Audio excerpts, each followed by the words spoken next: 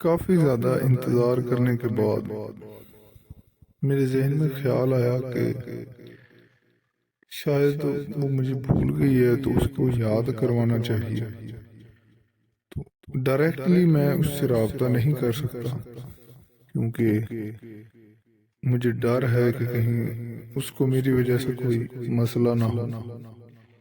اس لیے میں نے سوچا کہ میرا ایک دوست ہے، بہت پیار کرتا ہے مجھ سے، تو میں نے کہا کہ اس سے مشورہ کرتا ہوں۔ اسے میں نے بتایا کہ مجھے یہ پرابلم ہے، تو اس نے بڑے غور سے میری بات سنی۔ اس کو بتاتے بتاتے پتہ نہیں میں کب رونے لگ پڑا، بات کرتا رہا۔ تو بعد میں جب اس نے مجھے حوصلہ دیا، سمجھایا،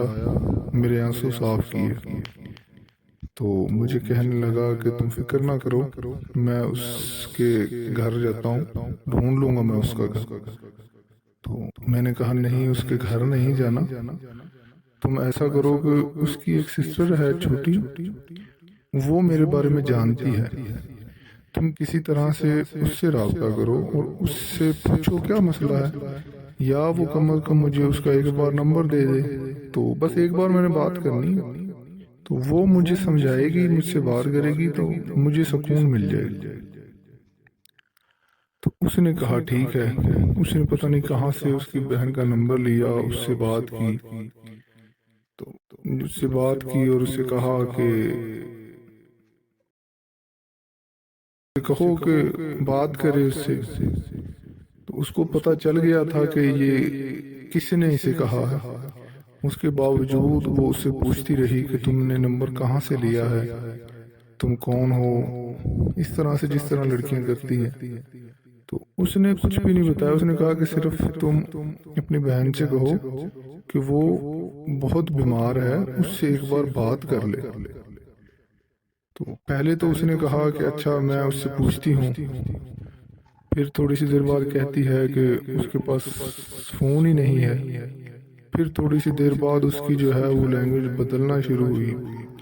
اور پھر اس نے جو ہے وہ گالیاں نکالی مجھے بھی اور اس میرے دوست کو بھی۔ کیا ہوا؟ تو کہتا ہے یار کہ یہ تمہاری وجہ سے میں چپ کر گیا، ورنہ اسے میں بتا دیتا، جو بھی تھا وہ غصے کا بہت برا ہے۔ تو وہ کہتا ہے کہ مجھے اتنا دکھ اپنے انسلٹ پہ نہیں ہوا، اتنا دکھ مجھے اس کی باتیں سن کر تمہارے بارے میں جو اس نے باتیں کی ہیں اس پہ ہوا۔ تو وہ مجھے لٹرلی، وہ اس کی آنکھوں میں آنسو تھے، اور وہ مجھے کہہ رہا تھا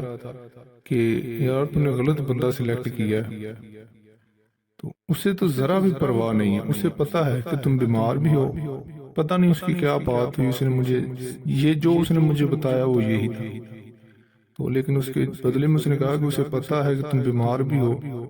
اس کے پاس اپنا نمبر بھی ہے، فون بھی دوسرا ہے، نمبر بھی دوسرا ہے، اور وہ اپنی لائف میں بہت خوش ہے،